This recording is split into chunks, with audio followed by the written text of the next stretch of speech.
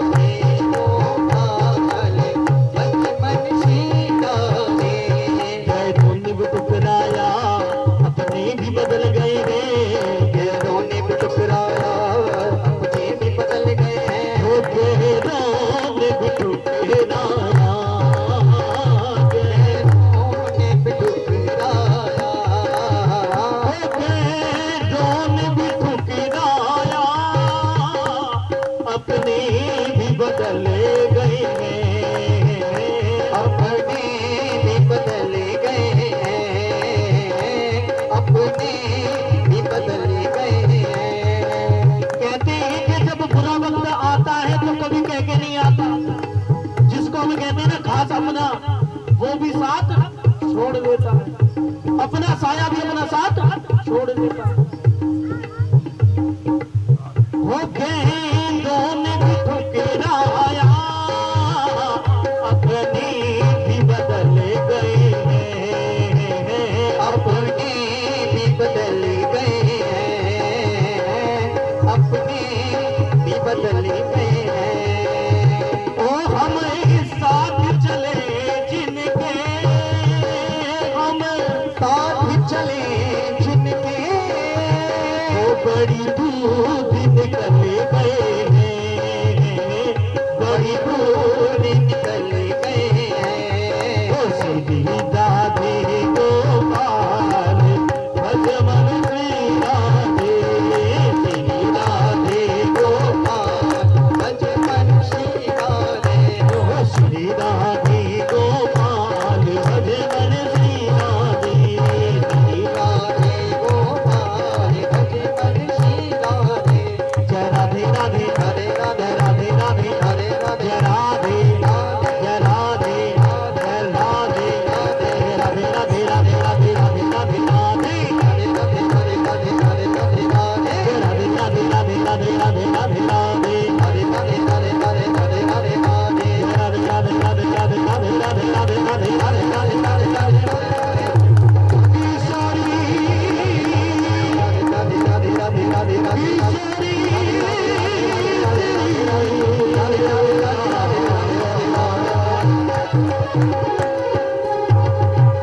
बोले बांके बिहारी लाल की जय, जय श्री राधे।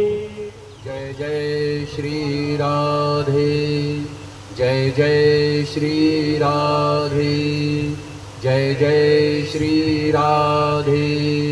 श्री बांके बिहारी लाल की जय, श्री कृष्ण बलदेव की जय।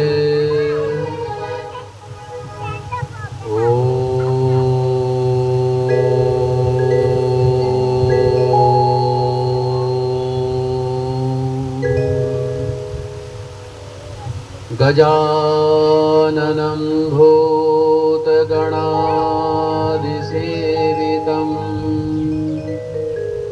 कपितजम्बो फलचारुभक्षणम्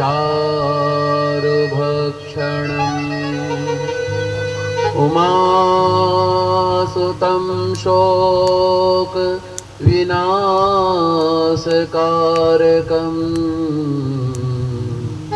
नमामि विघ्नेश्वरपादपङ्कजम्। गुरुर्ब्रह्मा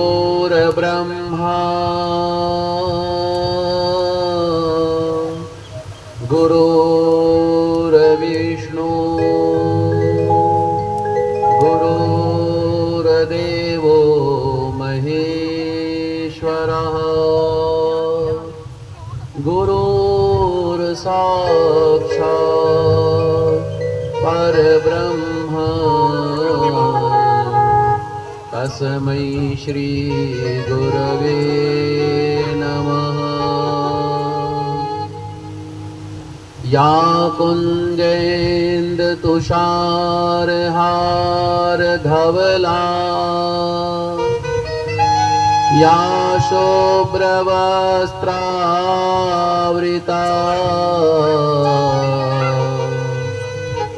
या वीणा वरदण्डमण्डितकरा या श्वेत पद्मासना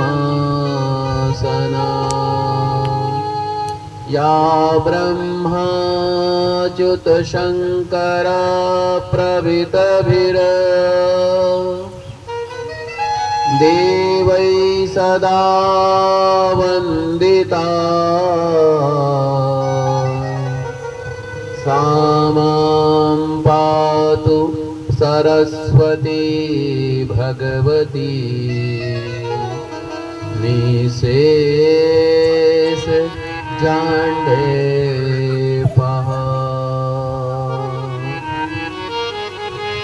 आदौ देवकी गर्भा जनना गोपी गृहे वर्धनम्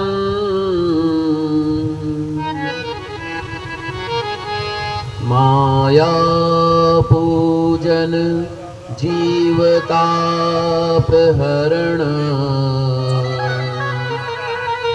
गोवर्धनो धारिणम् कंसस्तेन कौरवादिहनना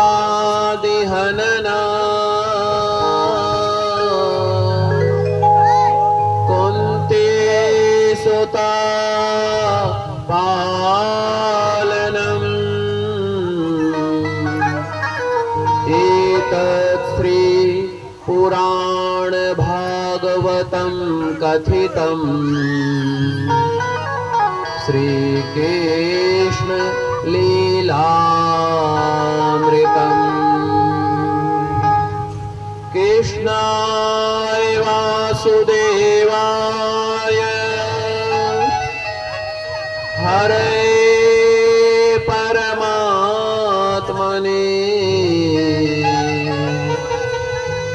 प्रणतक्लेशनाशाय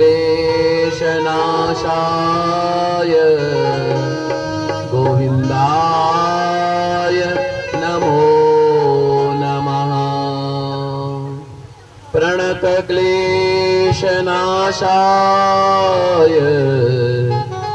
गोविन्दाय नमो नमः। बोलिए श्री भागवत महापुराण की जय, श्री सुखदेव जी महाराज की जय, श्री परीक्षित जी महाराज की जय, श्री ब्रह्मदेव बाबा की जय, पितृदेव भगवान की जय।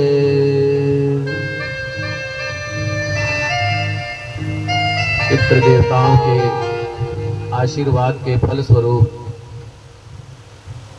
समस्त पितृ उद्धार हेतु, समस्त पितरों के उद्धार हेतु श्रीमद् भागवत कथा का आज हम चतुर्थ दिवस में प्रवेश कर रहे हैं।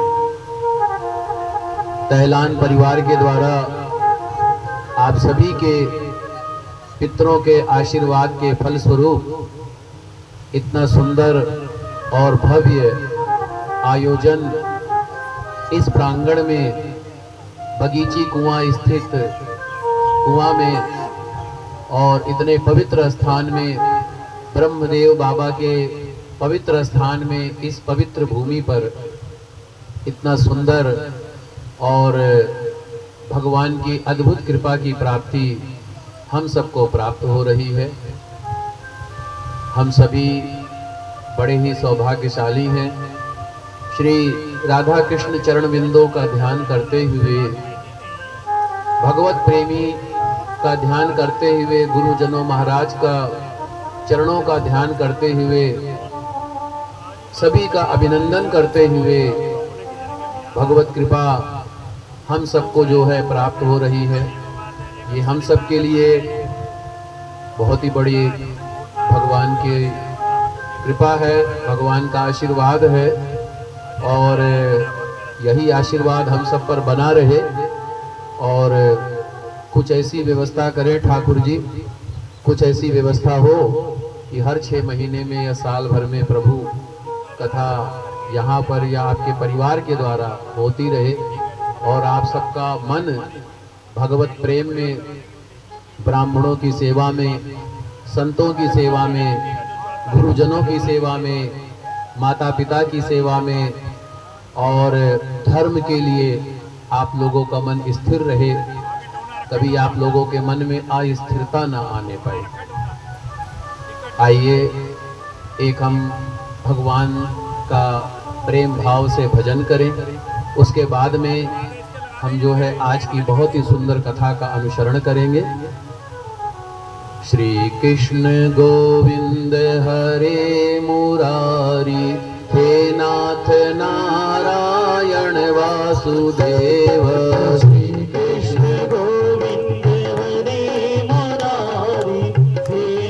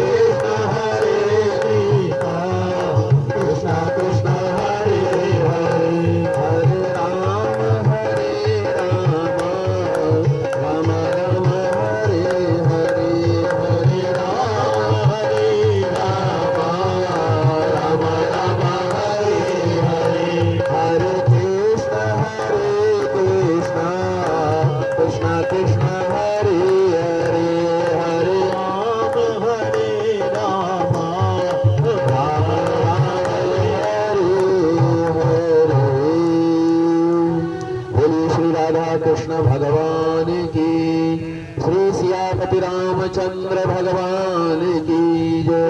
श्री पवन सुत हनुमान जी महाराज की जय। श्री गौरी शंकर भगवान की जय। श्री सरस्वती माता की जय। श्री गुरुदेव महाराज की जय। जय जय श्री राधे, जय जय श्री राधे, जय जय श्री राधे श्याम। भगवान की इतने सुंदर और मधुर कथा में, चतुर्थ दिवस श्रीमद् भागवत कथा में आज हम सभी प्रवेश कर रहे हैं।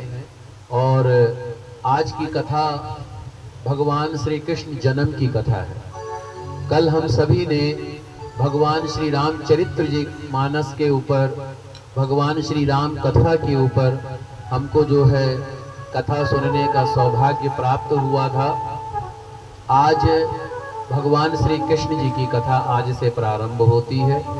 लेकिन भगवान कहते हैं क्या कि मुझसे पहले मेरे भक्तों की कथा होनी चाहिए। जब तक भक्तों की कथा नहीं होती है, जब तक भगवान के प्रेमियों की कथा नहीं होती है, तब तक भगवान की कथा नहीं प्रारंभ होती है। और भगवान क्या कहते हैं? मैं नहीं, मेरा भक्त बड़ा है। क्योंकि भक्त के द्वारा ही मैं पूजित होता हूँ। और भक्त की जैसी इच्छा होती है, जैसी कामना होती है, उसी के अनुसार मैं भक्तों की झोली को भरता हूँ। मैं चाहता हूँ संदीप जी आप आए और सभी को तिलक करें। तिलक करके अक्षत लगाएं और कलावा बांधें सभी को। और आपका रूम खुला हुआ है, वो देखिएगा, वहाँ पे ताला नहीं लगा है, उसका ध्यान दीजिए। और सभी को तिलक करें। एक जन अपनी व्यवस्था, एक ड्यूटी संभाल लें कि कोई भी आए वो सबको तिलक करना है और कलावा बांधना है। सभी को तिलक करना है, क्योंकि बगैर तिलक किए बैठना अच्छा नहीं माना जाता है। जब भी भगवान की कथा में बैठे तिलक करें, अक्षत लगाएं और कलावा जरूर बांधें। तो आज भगवान श्री कृष्ण जन्म की कथा है। और भगवान श्री कृष्ण जन्म की कथा से सर्वप्रथम भक्तों की कथा है। भक्त की कथा है कि आज से जो है अष्टम स्कंद की कथा जो है प्रारंभ होती है।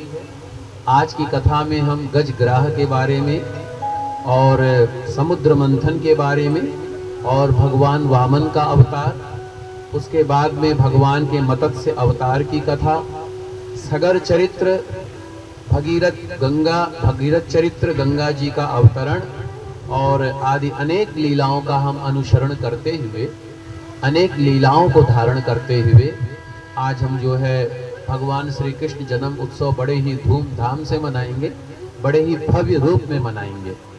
और मैंने जैसे कि कल आग्रह किया था कि हम सभी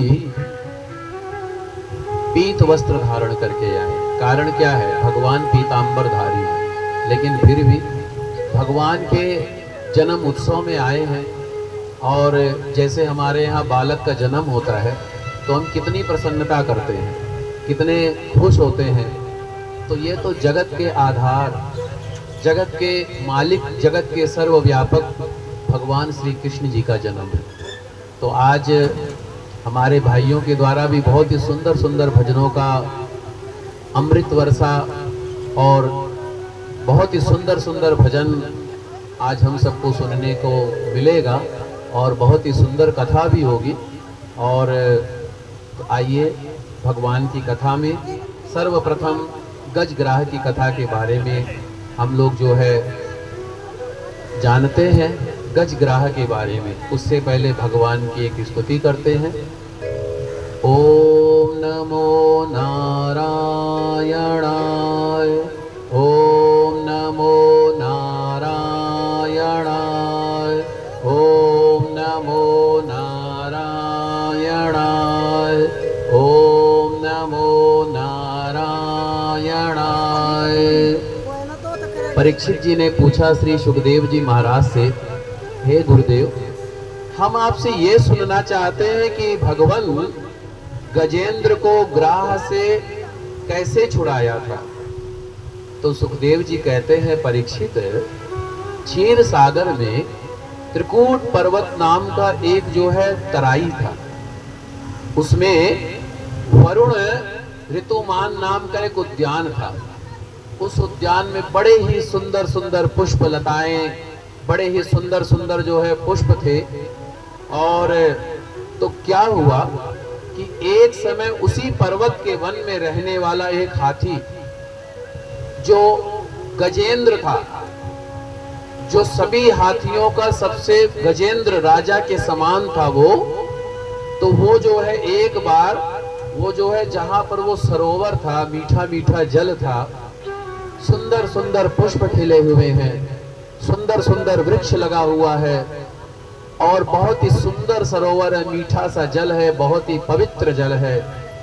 ऐसे जल को देख करके गजराज के मन में आया कि मैं इसमें जाकर के स्नान करूं, मैं इसका जाके जल ग्रहण करूं। और फिर उसके बाद में वो जो है अपने परिवार के सहित उस सरोवर के निर्मल जल में जैसे ही वो गया स्नान करने के लिए, उसको बहुत ही आनंद की प्राप्ति हुई।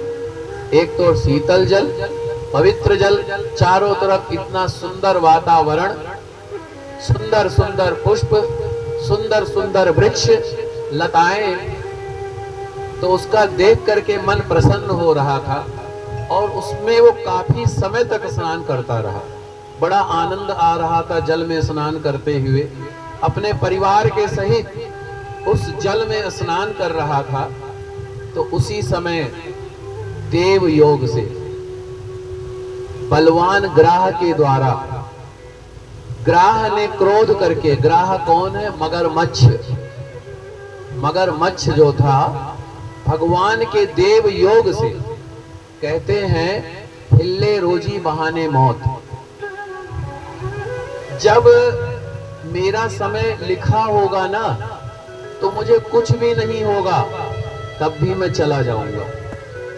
और जब मेरा समय नहीं लिखा होगा, चाहे कितने भी बड़े से बड़े संकट आ जाएं, मैं उन संकटों में नहीं फंसूंगा। तो भगवान के कहते हैं कि देव योग से बलवान जो मगरमच्छ था, उसने उस जो गजेंद्र था, जो हाथियों में सर्वश्रेष्ठ था, बलवान था, उसको अपने बल पर बहुत ही ज्यादा घमंड था और 1000 हाथियों के बराबर उस हाथी में बल था, बहुत ही सर्वश्रेष्ठ था। तो वो आराम से स्नान कर रहा था, तैसे उस मगरमच्छ ने उसका पैर पकड़ लिया। अब जब पैर पकड़ लिया तो गजेंद्र ने बहुत ही प्रयास किया कि मैं किसी तरीके से छुड़ा लूं, लेकिन ऐसा हो नहीं सका। काफी प्रयास करने के बाद भी जब उसको छुड़ा ना सका तो वो दोनों लड़ते रहे, गजेंद्र और ग्राह लड़ते रहे। वो बचने का प्रयास करता, मगरमच्छ उसका पैर पकड़ लेता। कभी मगरमच्छ को वो चोट पहुंचा तो वो निकलता, लेकिन वो दोनों का हार ये जीत का कोई फैसला नहीं हुआ। और ऐसा ही युद्ध करते करते 1000 साल बीत गए, 1000 साल बीत गए। अंत में जब वो बहुत ज्यादा थक गया लड़ते लड़ते, युद्ध करते करते, उसको जो है बहुत ही जो है मन से, शरीर से थक गया और उसने सोचा कि आज मेरा प्राण छूट जाएगा, आज मैं बचूंगा नहीं, ऐसा मन में सोचने लगा। तो क्या हो गया? मन के हारे हार है, मन के जीते जीत। आदमी भाई साहब पहले मन से हारता है, बाद में और किसी चीज से हारता है। लेकिन वो काफी समय तक युद्ध करता रहा। जब हार ये जीत का फैसला नहीं हो पाया तो सोच लिया कि आज मेरी मृत्यु मेरे समीप आ गई है, और ऐसा करके छुटकारे का विचार करने लगा कि कैसे मैं छूटूं, किस तरीके से इस संकट से मैं पार पाऊं। उसको कोई ऐसा उपाय नहीं सूझ रहा था कि किसी तरीके से अपने प्राणों को मैं बचा सकूं। लड़ते लड़ते बहुत ही ज्यादा जब कोई उपाय न सूझा तो सोचा आज भगवान ने लगता है मेरे प्राणों को जो है हरने का संकल्प कर लिया है। ऐसा जब सोचने लग गया तो फिर उसके बाद में उसने भगवान को पुकारा। किसको पुकारा? भगवान को। और भगवान को कब कोई पुकारता है? जब चारों तरफ से हार जाता है, चारों तरफ से टूट जाता है, तब वो भगवान को पुकारता है। और फिर क्या कहते हैं? सुख के सब साथी दुख में न को, सुख के सब साथी दुख में न को, मेरे राम तेरा नाम एक साचा तू जान को, श्री राम मेरे राम एक साचा तू जान को, सुख के सब साथी दुख में न को। आइए थोड़ा सा भजन और गा लेते हैं। जीवन आनी जानी छाया, जीवन आनी जानी माया, झूठी काया झूठी माया, झूठी माया झूठी माया, मुझे तन पर मान किया, मुझे तन पर मान किया, और मन की मैल न धोई, सुख के सब साथ दुख में न को,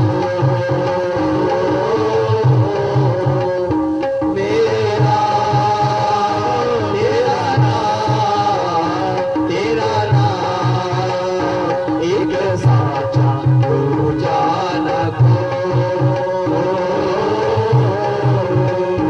सुख के सब साथ दुख में न को।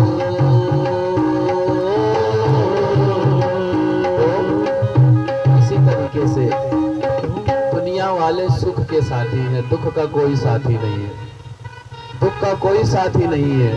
दुख इंसान को अकेले भोगना पड़ता है। हमारे धन को प्रयोग करने वाले सब लोग हैं, हमारे नाम का प्रयोग करने वाले सब लोग हैं, और हमारे बल का भी प्रयोग करने वाले सब लोग हैं, पर कोई कोई विरला ऐसा है जो दुख में हमारा सहयोग करने वाला हो। जो दुख में हमारा सहयोग करता है वही जो है सच्चा मानव कहा जाता है, लेकिन व्यक्ति दुख में साथ नहीं देता।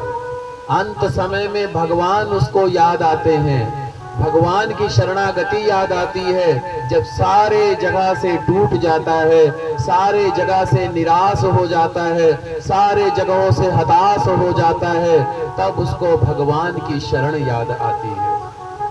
तो इसी तरीके से उस गजेंद्र ने बड़े ही भाव से भगवान को पुकारा कि हे नारायण, हे गोविंद, मेरी रक्षा करो, मेरी रक्षा करो गोविंद, हे माधव मेरी रक्षा करो, मैं इस कष्ट से पीड़ित हो रहा हूँ, इस संकट से पीड़ित हो रहा हूँ, मेरी रक्षा करो। और ऐसा सोचते हुए वहीं सरोवर में जो सुंदर सुंदर पुष्प खिले हुए थे, जो सुंदर सुंदर फूल खिले हुए थे, उन्हीं में से एक कमल का पुष्प तोड़ करके अपनी सूंड में उस पुष्प को लगा करके भगवान को कहा कि हे नारायण, हे गोविंद, ये पुष्प आपको अर्पण हो। ऐसा उस गजेंद्र ने कहा, उस गजेंद्र ने कहा कि हे गोविंद, ये पुष्प आपको अर्पण हो। ऐसा कह के जब उसने वो पुष्प भगवान को अर्पण किया तो भगवान ने देर नहीं की। भगवान ने देखा कि मेरा भक्त दुखी हो रहा है, परेशान हो रहा है, पीड़ित हो रहा है, तुरंत वो गरुड़ पर चढ़ करके आए और अपने चक्र से ग्राह का सिर छेदन करके गजेंद्र की रक्षा की। बोलिए श्री लक्ष्मी नारायण भगवान की। और इस तरीके से रक्षा की। किस तरीके से? हे शांतकारं तोभ्यं नमामि जगदीश्वराय तोभ्यं नमामि हे शरणागत वत्सलाय तोभ्यं नमामि हे गोविंदाय तोभ्यं नमामि हे कमलकांतं तोभ्यं नमामि जगदीश्वराय तोभ्यं नमामि हे शांतकारं तोभ्यं नमामि जगदीश्वराय तोभ्यं नमामि हे शरणागत वत्सलाय तोभ्यं नमामि हे शांतकारं तोभ्यं नमामि जगदीश्वराय तोभ्यं नमामि हे शरणागत वत्सलाय तोभ्यं नमामि। और इस तरीके से गजेंद्र की रक्षा भगवान ने किया है। तो जिस तरीके से गजेंद्र की रक्षा भगवान ने की है हर संकटों से, उसी तरीके से हम भी प्रार्थना करें कि भगवान गोविंद हमारी भी रक्षा करें, गोविंद हमारी भी रक्षा करें। और क्या कहें, आप भी जब जिंदगी के संकटों में उलझ जाना, जब आपको संकटों से पार जाने का कोई उपाय नहीं दिखेगा, जब आपको दुखों से पार जाने का कोई उपाय नहीं दिखेगा, तब एक काम करना। क्या काम करना? जो काम इस गजेंद्र ने किया है, जो काम इस गजेंद्र ने किया है वही काम करना। क्या? जब तुझसे न सुलझे तेरे उलझे हुए धंधे, जब तुझसे न सुलझे तेरे उलझे हुए धंधे, सब उस पे तू छोड़ दे मालिक के ओ बंदे, सब उस पे तू छोड़ दे मालिक के ओ बंदे। हर मुश्किल को वो तेरी आसान करेगा, हर मुश्किल को वो तेरी आसान करेगा। जो तू नहीं कर पाया वो भगवान करेगा, जो तू नहीं कर पाया भगवान करेगा। आना है तो आ राह में कुछ फेर नहीं है, आना है तो मेरी राह में कुछ फेर नहीं है। भगवान के घर देर है अंधेर नहीं है, भगवान के घर देर अंधेर नहीं है। आना है तो आ राह में कुछ फेर नहीं है, आना है तो मेरी राह में कुछ फेर नहीं है।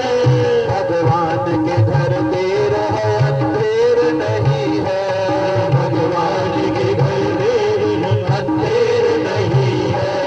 आना है तो जब सारे जगहों से हम निराश हो जाते हैं ना, तब हमें भगवान की शरणागति याद आती है।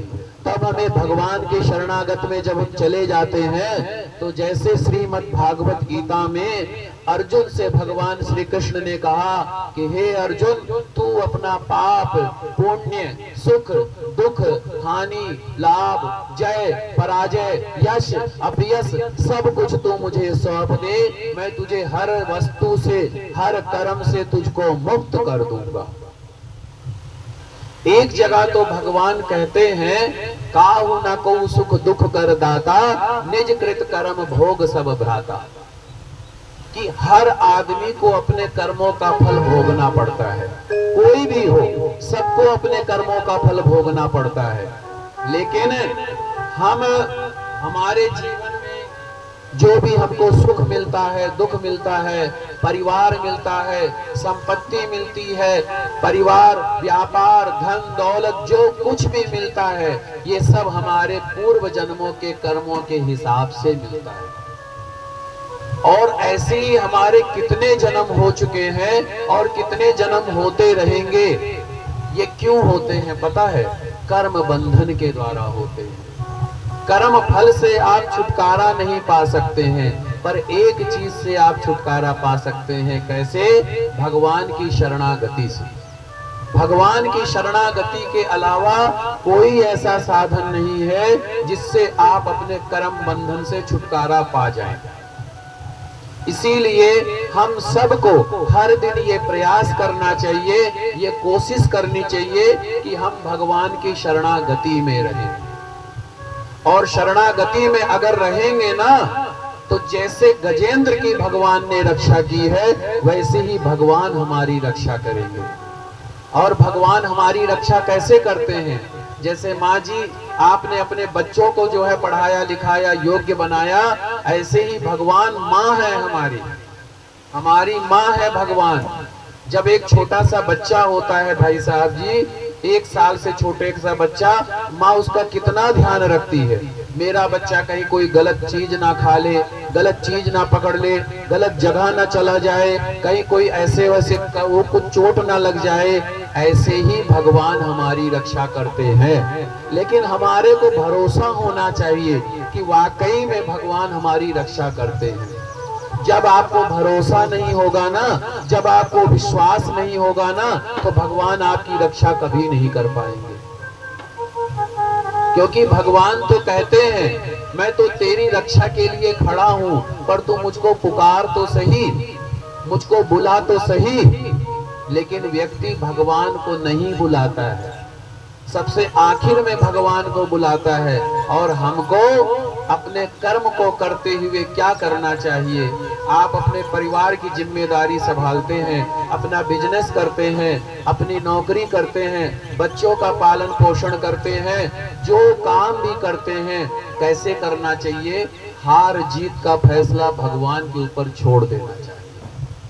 अगर वो मिलेगा तो भी ठीक है, नहीं मिलेगा तो भी ठीक है। जैसे कि आपने किया है, क्या कल की बात है, आपने कहा, मैंने कहा आपने जलपान क्यों नहीं किया? बोले लगता है अभी तक प्राप्त नहीं हुआ, जब देगा तब हम कर लेंगे। तो ये भरोसा होना चाहिए, ये भाव होना चाहिए कि भगवान जो कुछ भी आप दोगे, जो कुछ भी आप करोगे, बहुत अच्छा करोगे। लेकिन कर्म जरूर करो, ऐसा नहीं है कि कर्म मत करो, पर कर्म के फल के उत्तरदायी स्वयं मत बनो।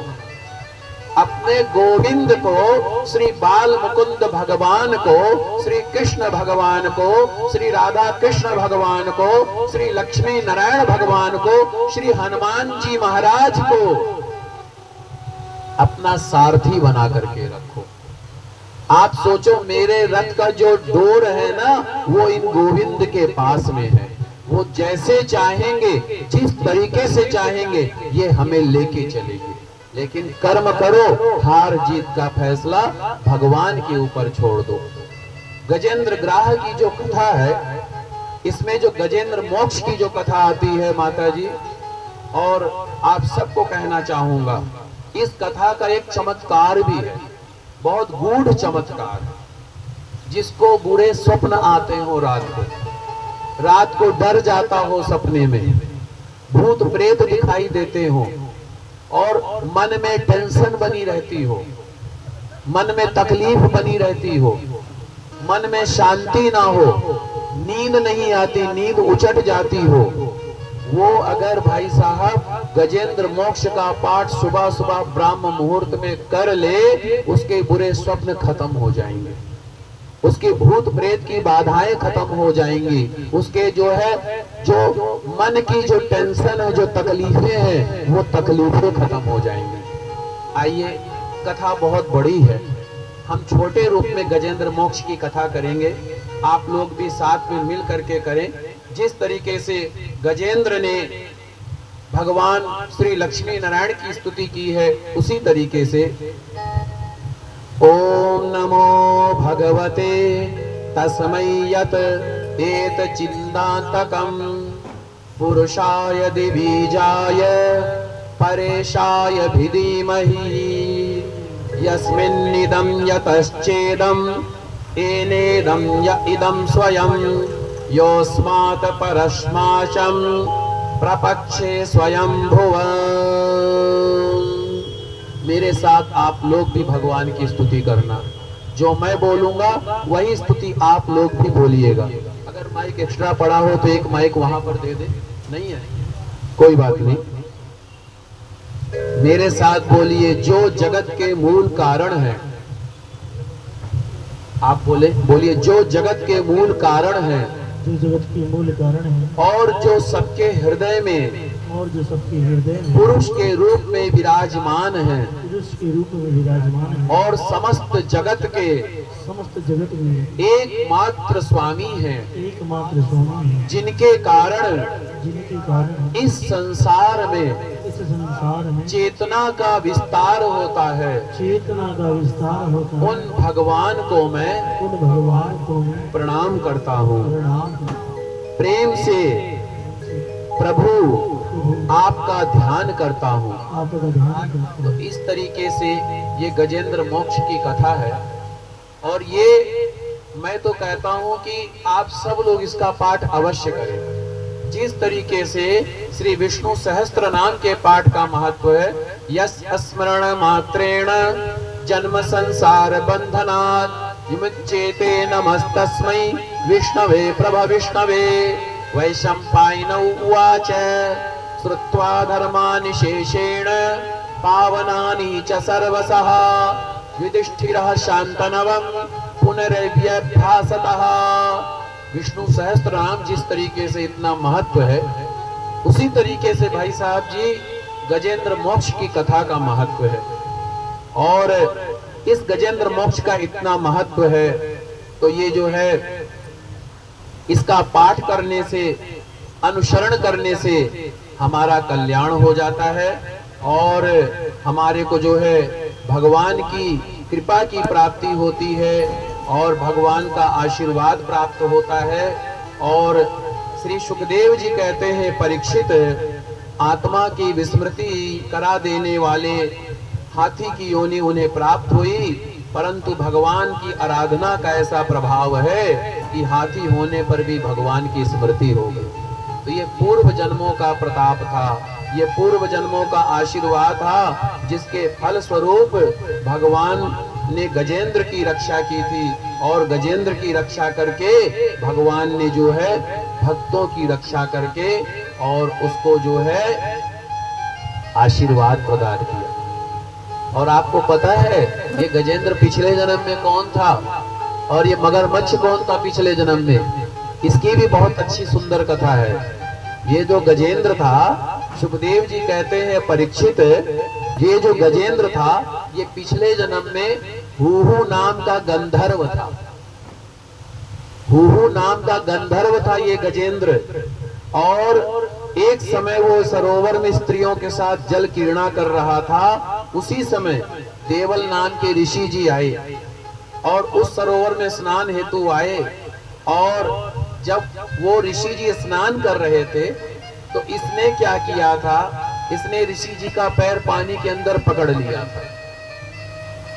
तो जब ऋषि जी का पैर, देवल ऋषि का पैर पानी में पकड़ लिया तो देवल ऋषि जी ने श्राप दिया कि तू जा करके, तूने मेरे साथ ऐसा किया है, अब तू जा करके ग्राह होगा। और ये जो गजेंद्र था ये देवल नाम का था, इसको आशीर्वाद दिया था कि ये इसकी जड़ बुद्धि थी, इसी के कारण इसको हाथी की योनि प्राप्त हुई थी। तो बोले कि तूने मेरा जो है, तो इसीलिए भगवान ने जो है उद्धार किया था। तो जब उसने प्रार्थना किया था कि मेरा उद्धार कैसे होगा, तो भगवान ने कहा था कि उस ऋषि ने कहा था कि भगवान विष्णु जी के द्वारा तेरा उद्धार होगा। तो ये जो है भगवान की कथा है। आइए हम जो है अब समुद्र मंथन की कथा का अनुसरण करें। उससे पहले हम चाहते हैं एक बढ़िया सा भजन, फिर उसके बाद में हम लोग जो है भक्त प्रवर भगवान श्री हरि का भजन, श्रीमन नारायण नारायण नारायण, श्रीमन नारायण नारायण नारायण, भजन नारायण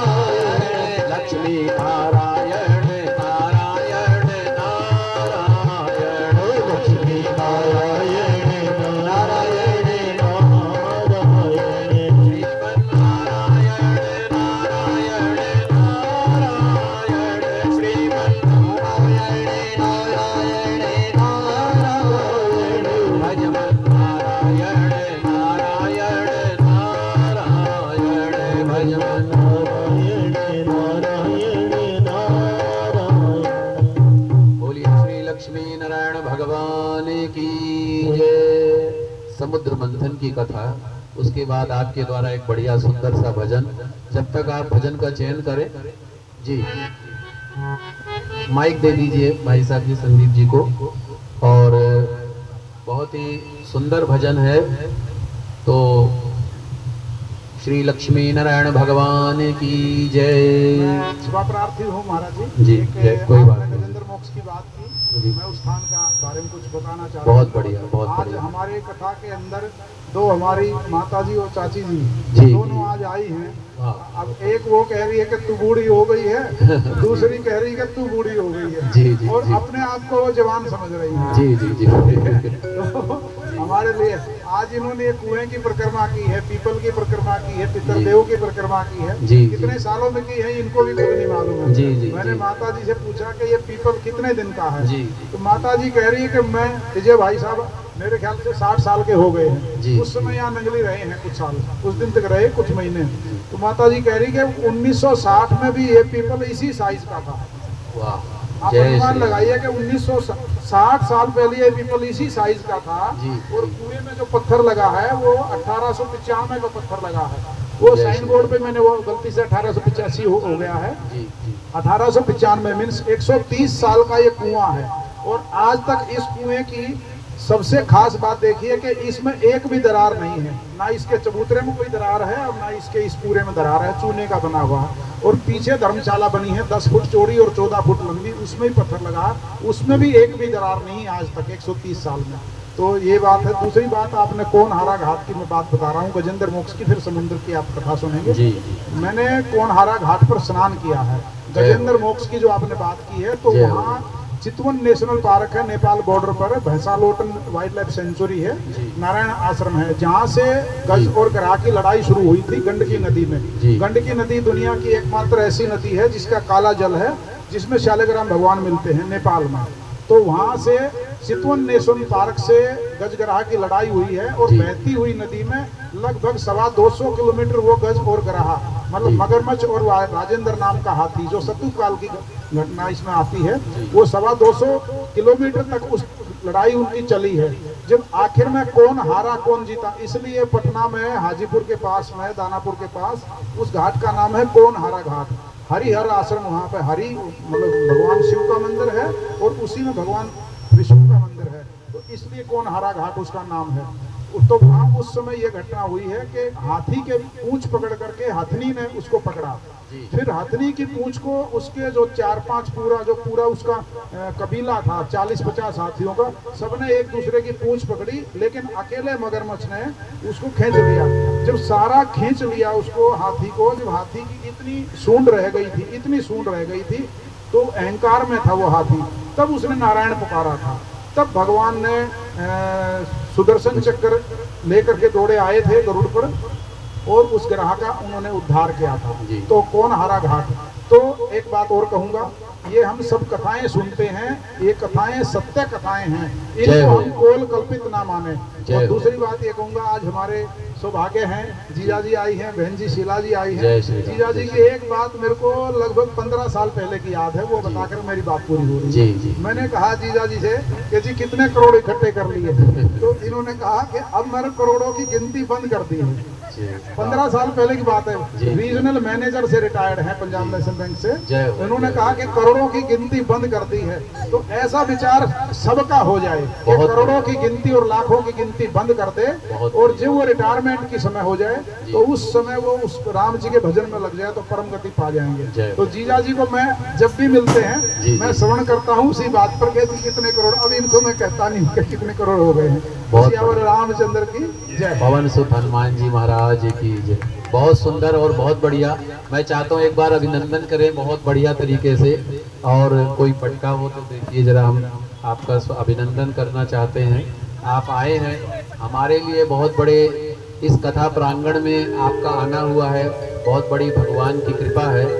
और मैं चाहता हूँ कि कल जो है व्यवस्था करके कुछ जो है पटकों की व्यवस्था जो है हो जाए तो अच्छा है।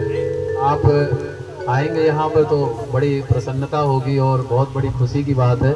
एक माला दे दीजिए, कलश का ही दे दीजिए माला। बहुत बड़ी भगवान की कृपा है।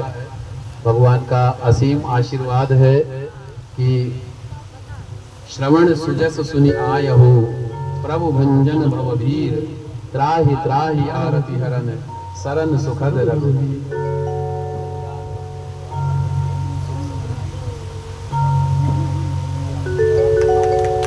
जोरदार तालियों से स्वागत है यार। बड़ी बांकी बिहारी लाल की। बहुत बहुत आपका आज आपके ऊपर भगवान की और अच्छी कृपा हुई है कि यहाँ पर आकर के आपको भगवान का आशीर्वाद मिला, बड़ों का आशीर्वाद मिला। ये भगवान की बहुत बड़ी कृपा है और मैं यही कहूँगा, श्री वर्चस्यमायुष्यम आरोग्य तव मानम महीयते धनम धान्यम पशुम बहुपुत्र लाभम सतम संवत्सरम दीर्घमायुः सुरा सुरेंद्राद किरीटमौक्तिकम युक्तम सदायत तव पाद पंकजम परावरम पातु वरम सुमंगलम नमामि भद्याम तव काम सिद्धे। देखिए, दो बातें तो बहुत अच्छी हुई हैं। एक तो आपको यहाँ पर भगवान ने बुलाया है अपनी कथा में और आपको इतना असीम आशीर्वाद मिला है, और दूसरा जो गजेंद्र ग्राह की कथा आप लोगों ने सुनी है वो संदीप जी के द्वारा कितना सत्य। हम तो चाहते हैं कि आपने जो आज हमें ये बात बताई है, हम आपके साथ चलेंगे दर्शन करने के लिए। हमारा सौभाग्य होगा कि आप हमें ले चलेंगे दर्शन करने के लिए। वही कहते हैं, आवश्यक ये नहीं है कि हम यहाँ पर बैठे हुए हैं हमको भगवान की कृपा की प्राप्ति हो जाएगी। आवश्यक तो ये है, सबसे पीछे जो बैठे हुए हैं बच्चा, उसको भगवान की कृपा की प्राप्ति हो जाएगी। तो कहने का अर्थ क्या है, मैं नहीं हूँ, ये गोविंद ही है जो सब काम अपना करवा रहा है। हर काम गोविंद अपने तरीके से करवा रहा है, अपने आशीर्वाद से करवा रहा है। और देखिए, गजेंद्र ग्राह की कथा इतनी सुंदर कथा है, इतनी सत्य कथा है। तो हम सबको, अगर हमारे को थोड़ा सा समय मिले तो हम सबको दर्शन करके आना चाहिए। बहुत अच्छी बात है, और मैं भी चलूँगा आपके साथ दर्शन करने, और नहीं तो मुझे बड़ी प्रसन्नता होगी, बहुत अच्छा लगेगा। आपको मैं अपने भी जीवन की एक छोटी सी घटना सुनाता हूँ, उसके बाद में समुद्र मंथन की कथा होगी। श्री अयोध्या धाम में श्री राम की पैड़ी है। श्री नागेश्वर नाथ मंदिर के सामने ही श्री राम की पैड़ी है। वहीं पर मैं संदीप जी स्नान कर रहा था अपने भाइयों के साथ में। ये सत्य घटना है। गजेंद्र ग्राह से जो थी घटना, स्वयं वही घटना मेरे साथ हुई है। और आपने जो बातें बताई, इससे तो मन हमारा और प्रसन्न हो गया। और आज माँ जी आई हैं, आपके सभी परिवार आया है, कितना मन खुश हो रहा है, कितना अच्छा लग रहा है। आप स्वयं देखिए, धर्म का प्रभाव, धर्म जोड़ता है। क्या करता है? धर्म जोड़ता है, धर्म एक साथ लाता है, धर्म आप सबको एक साथ मिला देता है। तो आप बताइए, जो एक साथ मिला दे, एक साथ जोड़ दे, वो कितना अच्छा होता है। होता है कि नहीं होता है? जो सबको एक सूत्र में पिरो दे, एक माला में पिरो दे। आज हमारे बड़े कितने प्रसन्न हो रहे होंगे, कितना असीम आशीर्वाद दे रहे होंगे। हमारे बच्चे, जिनके लिए हमने उनको खूब प्यार किया, आज हमारे बच्चे हमारे पास आए हुए हैं, कितनी प्रसन्नता हो रही होगी। आप देखिए, जब आप अपने माँ बाप के पास बैठते हैं तो माँ बाप क्या करते हैं? माँ प्यार से गले लगा लेती है, सिर पर हाथ फेरती है, आशीर्वाद देती है। बाप प्रेम से गले लगा लेता है, भोजन खिलाता है, कुछ न कुछ देता है। कितनी प्रसन्नता होती है, कितना अच्छा लगता है। और हमारे जो माँ बाप हैं ना, आज जो हमारे माँ बाप हैं ना, सच बोलूं मैंने जो अपने जीवन में जो देखा है, जो सुना है, जो समझा है भाई साहब, क्या हमारे माँ बाप सिर्फ हमें चाहते हैं।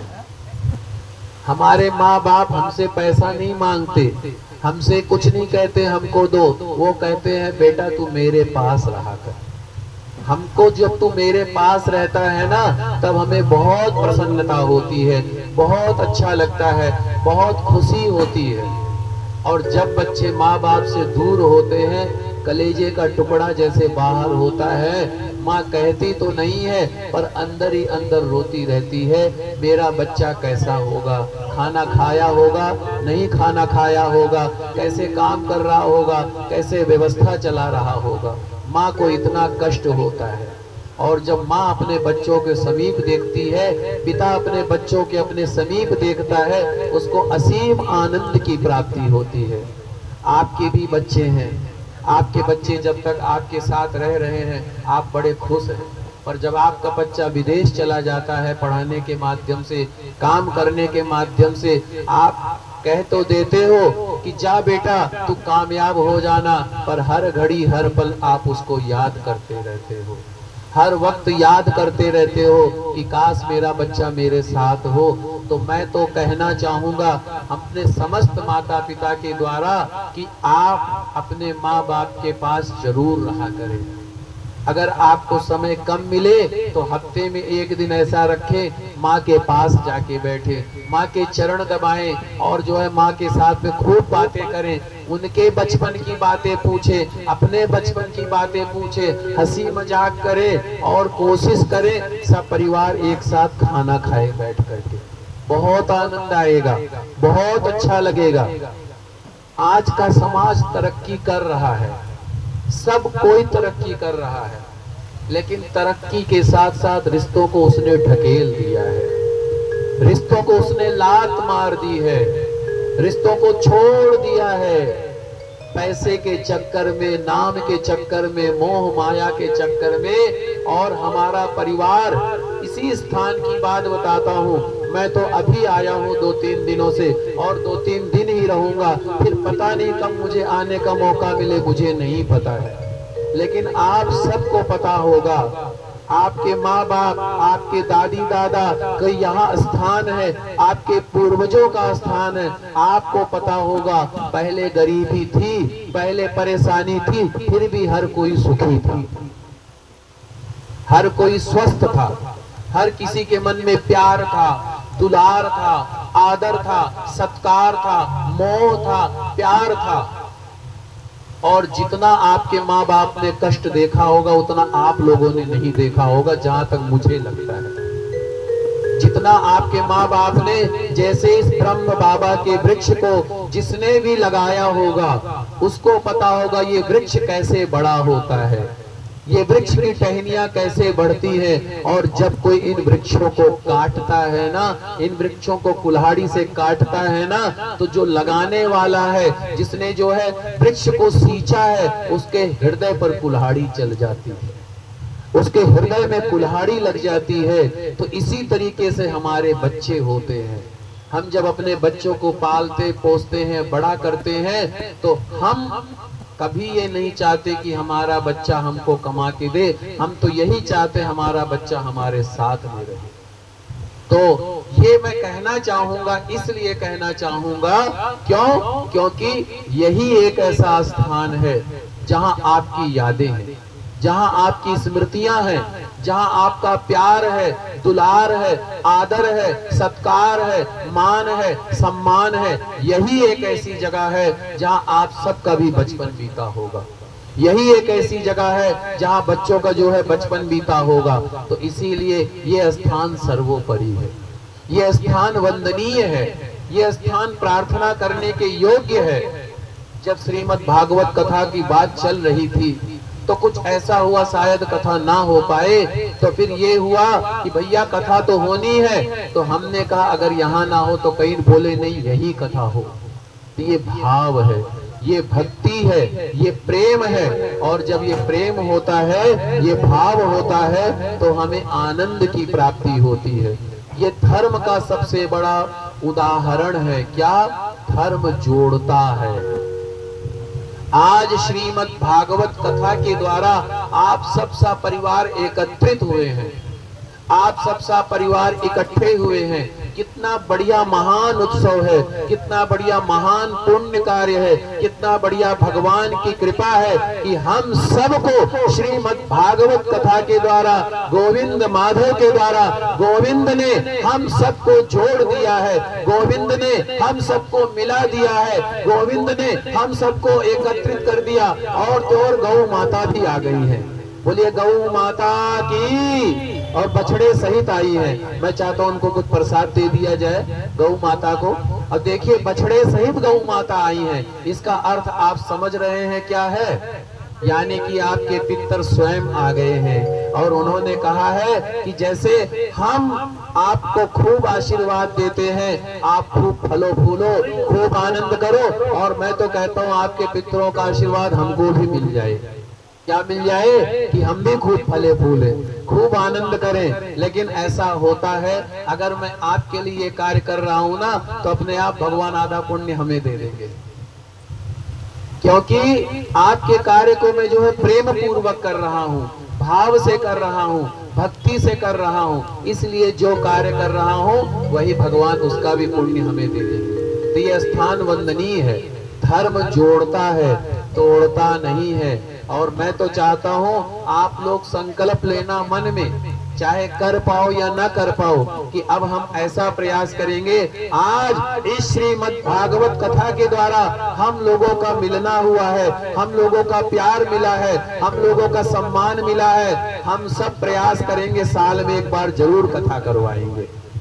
जो भगवान ने शक्ति दिया हो, सामर्थ्य दिया हो, मैं नहीं कहता आप मेरे को 50 लाख रुपए दो, 1 करोड़ रुपए दो, आपको भगवान ने जो दिया है वो दे देना। अगर एक मिट्टी का ढेला दे दोगे, उसे भी मैं प्रेम पूर्वक ग्रहण कर लूंगा। एक तुलसी का पत्ता भी दे दोगे, उसको भी मैं प्रेम पूर्वक ग्रहण कर लूंगा। पर मैं चाहता हूँ ये कथा अनवरत चलती रहे। क्यों?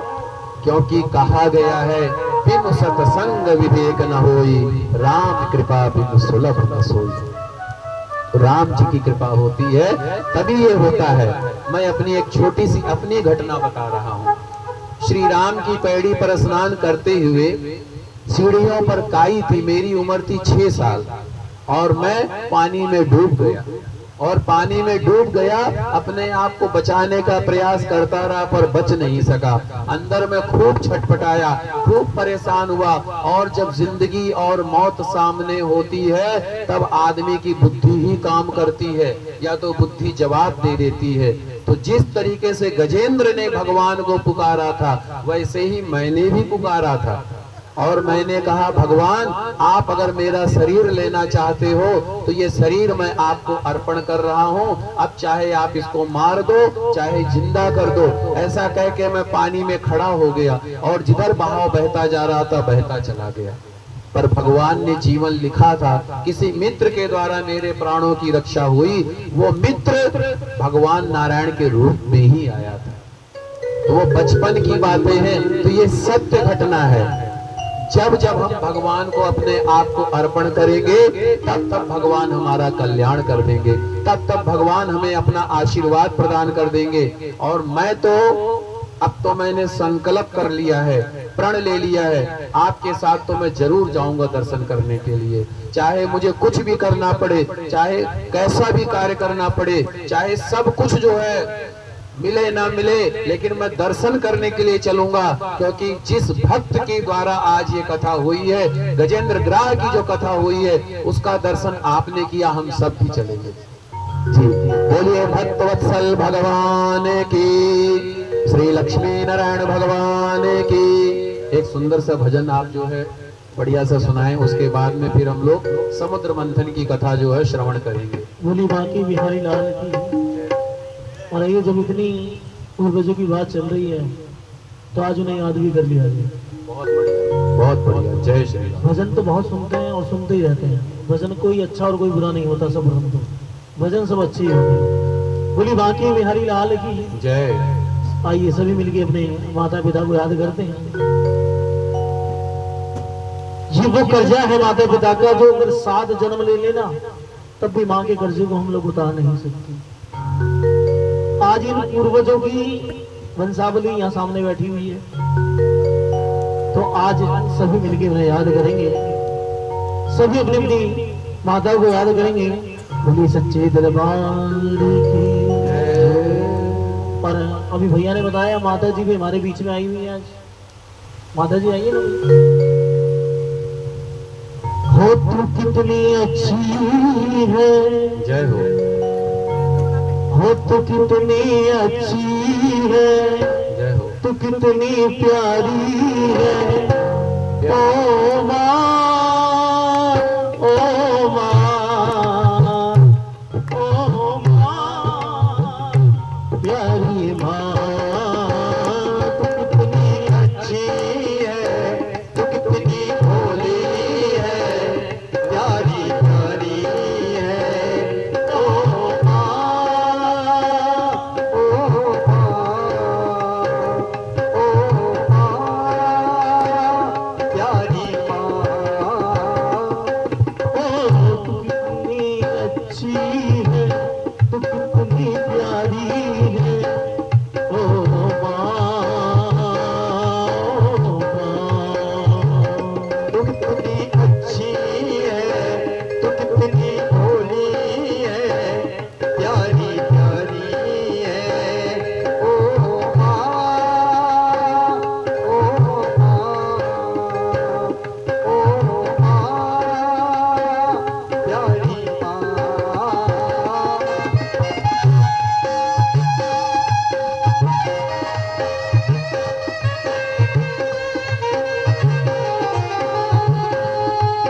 ओ धूपन लागी है माँ मेरी अखियाँ, तेरे लिए है जागी सारी सारी रतियाँ। धूपन लागी है माँ मेरी अखियाँ, ओ मेरे लिए तू जागी है सारी सारी रतियाँ। कहते माँ फूल गीले में सो जाती है लेकिन बच्चा गीले में जरा सा भी न रह जाए। धूपन लागी है माँ तेरी अखियाँ, मेरे लिए तू जागी है सारी सारी रतियाँ। तेरी निदियाँ भी अपनी निदियाँ भी तूने भारी है। ओ माँ, ओ माँ, प्यारी माँ।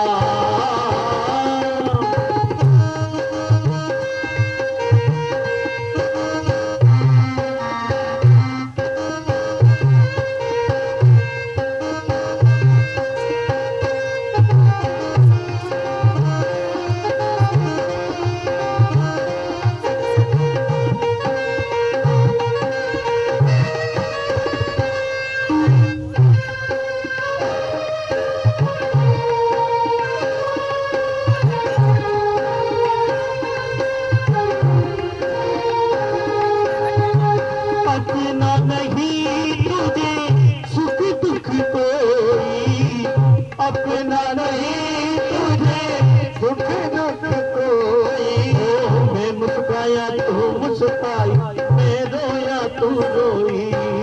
मैं मुस्काया तू मुस्काई, मैं रोया तू रोई। कहते उस छोटे से बच्चे पर पूरा अपना जीवन माँ का न्यौछावर हो जाता है।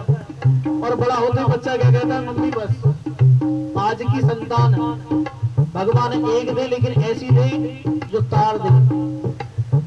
लेकिन आजकल की संतान के बारे में तो क्या कहा जाए, जितना कहते हैं उतना कम है। बोलो बाकी बिहारी लाल की। अपना नहीं तुझे सुख दुख कोई, मैं मुस्काया तू मुस्का, मैं रोया तू रो। मेरे हंसने पे मेरे रोने पे तू बलिहारी है। ओ माँ, प्यारी माँ, ओ माँ, प्यारी माँ, तू कितनी अच्छी है।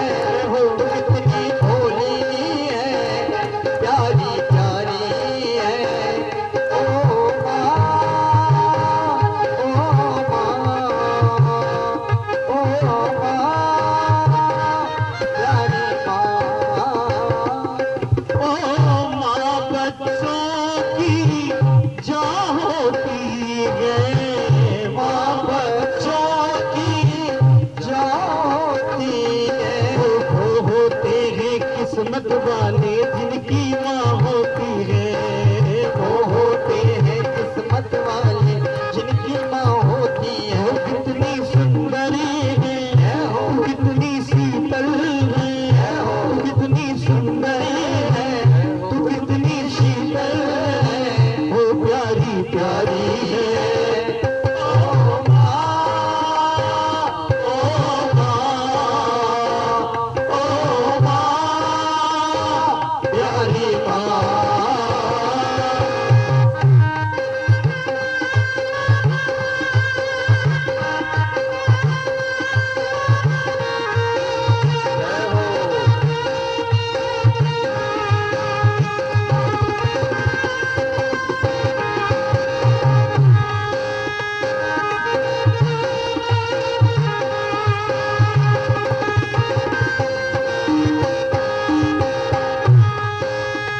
पिता किसको कहते हैं? पिता वो चीज है, कितना भी कष्ट हो, पैसा हो ना हो, लेकिन घर की व्यवस्था कैसे करनी है कि पिता ही जानता है। हर बच्चे की फरमाइश से पिता को ही पूरी करनी है, चाहे कमाई है चाहे नहीं है। अगर बेटी ने कह दिया पापा मुझे स्कूटी लानी है, तो कहते हैं चाहे कहीं से आनी, सबसे प्यारी होती है पापा के लिए पापा की बेटियां। ये सुबह सवेरे घर से निकल जाते हैं, सुबह सवेरे घर से निकल जाते हैं। ओ मेरे पापा दाना पानी लाते हैं, ओ मेरे पापा दाना पानी लाते हैं। के साथ समुंदर पार से गुड़िया के बाजार से, साथ समुंदर पार से गुड़ियों के बाजार से। ओ छोटी सी गुड़िया लाना, छोटी सी गुड़िया लाना, ओ गुड़िया चाहे ना लाना, गुड़िया चाहे ना लाना। भाई और अपने पापाओं के लिए दोनों हाथ उठाओ अपने पापाओं के लिए। ओ पापा जल्दी आ जाना, पापा जल्दी आ जाना, ओ पापा जल्दी आ जाना, पापा जल्दी आ जाना। ओ कब जागते कब सोते हैं पता नहीं, इस वक्त कहाँ होते हैं पता नहीं। कब जागते कब सोते हैं पता नहीं, किस वक्त कहाँ होते हैं पता नहीं। वो एक अकेले घर का बोझ उठाते हैं, एक अकेले घर का बोझ उठाते हैं। ओ मेरे पापा दाना पानी लाते हैं, ओ मेरे पापा दाना पानी लाते। बोली बाकी प्यारे लाल की जय। वाकई में माता पिता का आशीर्वाद बहुत ही अनुकरणीय होता है। माँ बाप का प्यार जिसको नसीब हो जाए बहुत भाग्यशाली होता है। आप सब हम सब लोग बड़े भाग्यशाली हैं। मैं तो चाहता हूँ हमारे जीवन में सब कुछ है पर संस्कार नहीं। संस्कार का अर्थ ये नहीं है कि आपको किससे कैसा बर्ताव करना है, ये तो है, पर इसके साथ में अपनों का प्यार बेहद जरूरी है। जब हमारे अपने हमारे साथ नहीं होते हैं, हम श्राद्ध करते हैं, तर्पण करते हैं, श्राद्ध के दिनों में याद करते हैं, पर वो यादें रह जाती हैं, पर वो हमारे पास में नहीं होता है। तो प्रयास ऐसा करें जब तक हमारे अपने हमारे साथ में हैं, उनको भरपूर प्यार दे, भरपूर सम्मान दे। ये परिवार बड़े भाग्य से प्राप्त होता है। माता पिता, भाई बहन, पति पत्नी, बच्चे, रिश्तेदार, नातेदार, मैं तो कहूँगा कि हे भगवत, इस स्थान से मैं प्रार्थना करता हूँ हम सबके परिवार को जोड़ दे, हम सब भाइयों को इकट्ठा ला दे तू, हम सब बहनों को इकट्ठा कर दे, हम सब बच्चों को एक साथ कर दे। मन में अगर कोई लालच है, लोभ है, उसको छुड़वा दे। हमें पता है हम जिस जमीन के लिए, जिस सत्ता के लिए, जिसके लिए हम लड़ रहे हैं, मर रहे हैं, वाकई में ना हम इसको लेके आए थे, ना हम इसको लेके जाएंगे। जब हम आए थे इस दुनिया में कुछ नहीं लेकर के आए थे, और जब जाएंगे इस दुनिया से तब भी कुछ भी लेकर के नहीं जाएंगे। ये लोभ, लालच, माया, इतना दे भगवान जितना परिवार में एक प्रेम हो जाए, एक सूत्र में सब लोग पिरो जाए। और धन दे तो ऐसा धन दे जो पवित्र भाव का धन दे, एक सूत्र में जोड़ने का धन दे। आप उससे पूछो जिसके पिता ना हो वो अपने पिता के लिए कितना रोता है, जिसकी माँ ना हो वो अपनी माँ के लिए कितना रोता है। ये संसार में हम ब्राह्मण आदमी हैं, हम सबके घरों में जाते हैं, और हमारे को ना चाहते हुए भी सुख दुख में हमको सहभागी होना पड़ता है। पर हम तो प्रार्थना करते हैं कि हे प्रभु, किसी की अकाल मृत्यु ना हो, पूरी आयु दो, पूरी आयु देना प्रभु, किसी की अकाल मृत्यु मत दो, और सबको सद्बुद्धि दो। पैसा दे रहे हो सबको, अच्छी बात है, पर पैसे के साथ साथ बुद्धि भी देना, और ऐसी बुद्धि देना, सात्विक बुद्धि देना, सात्विक प्रेम देना, तभी हमारा कल्याण हो सकता है। अगर सात्विक बुद्धि की प्राप्ति हो गई ना, तो हम सब बड़े आनंद से रहेंगे।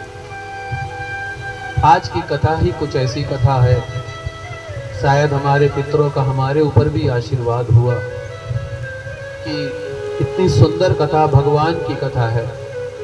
आज हमारे बड़े कितने खुश हो रहे होंगे, जहाँ भी जिस लोक में भगवान ने उनको स्थान दिया होगा, हमारे बच्चे एक साथ आए।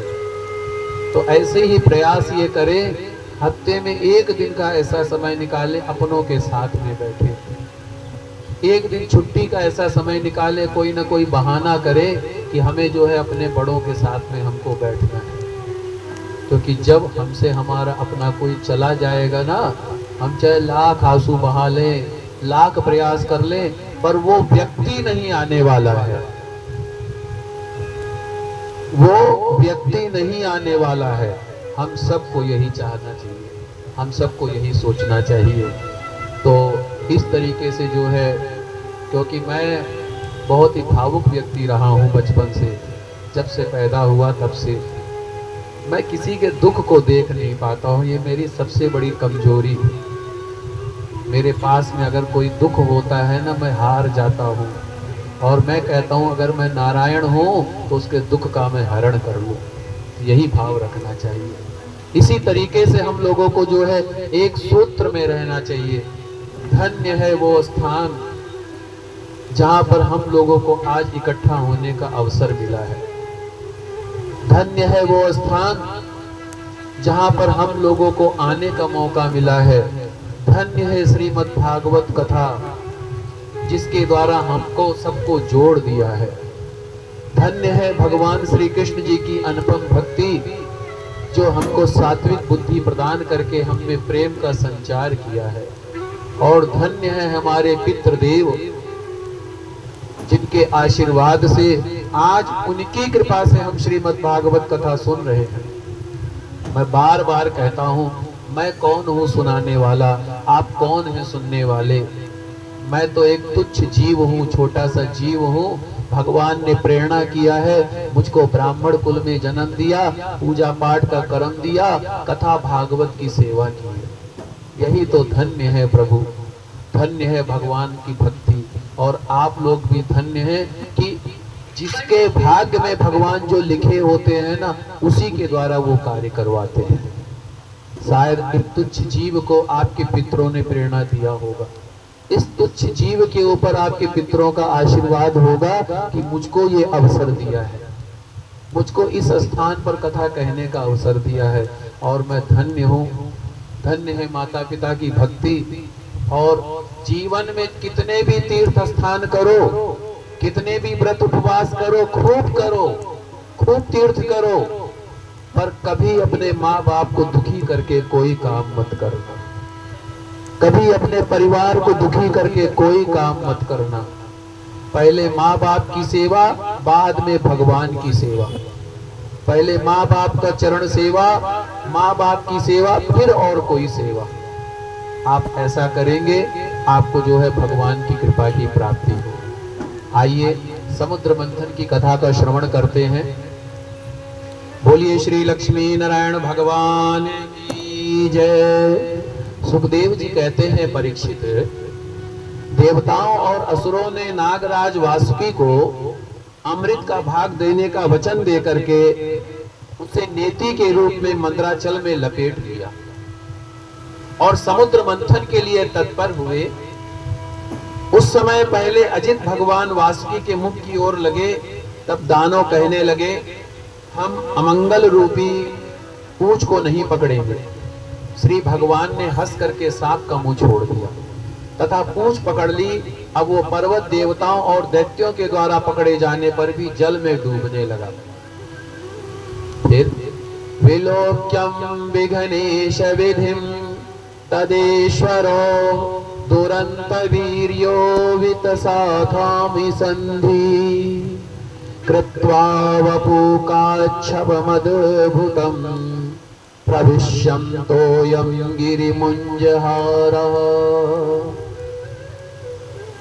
सुखदेव जी कहते हैं, परीक्षित, उस समय भगवान ने देखा कि ये तो विघ्नराज की करतूत है, इसीलिए उसका कारण जानकर उसके निवारण का उपाय सोच करके एक बहुत ही बड़े कच्छप का रूप धारण किया और समुद्र के जल में प्रवेश करके मंदराचल पर्वत को ऊपर उठा लिया। भगवान की शक्ति अनंत है और सत्य संकल्प है। भगवान के लिए तो कुछ भी, कोई भी कार्य कठिन नहीं है, कुछ भी कर सकते हैं भगवान।